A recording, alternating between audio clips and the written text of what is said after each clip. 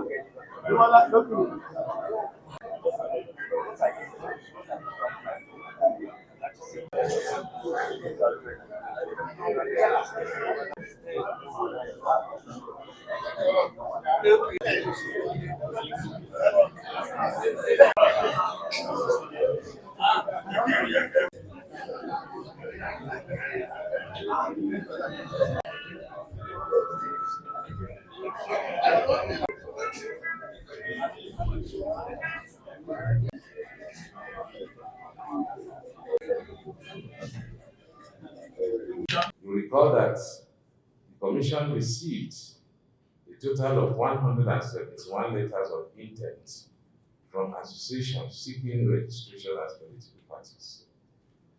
The associations were assessed in line with sections 222 and 223 of the Constitution of the Federal Republic of Nigeria, as amended 1999 as amended, sections 75 and 79 of the Electoral Act 2022, as well as clauses 5, 2 and 5 of the Commission's, that's INEC regulations and guidelines for political parties 2022.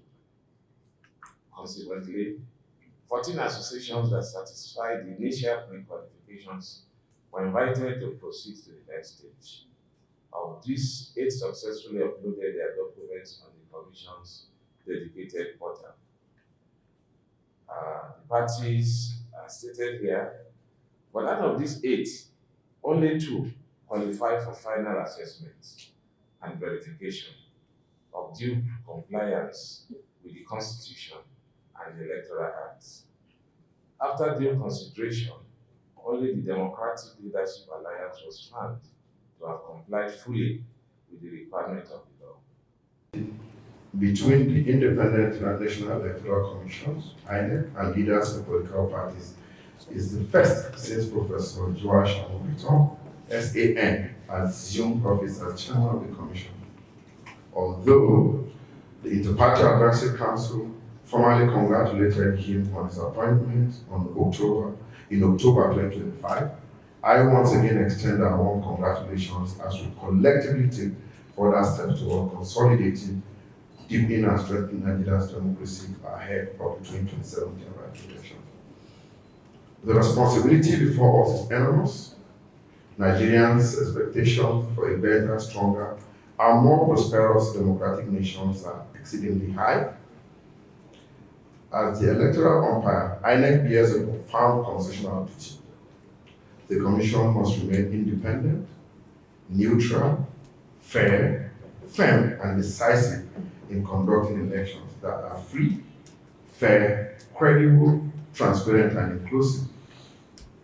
It must always provide a level playing field for all political parties and candidates, mindful that its integrity is tested each time citizens go to the poll.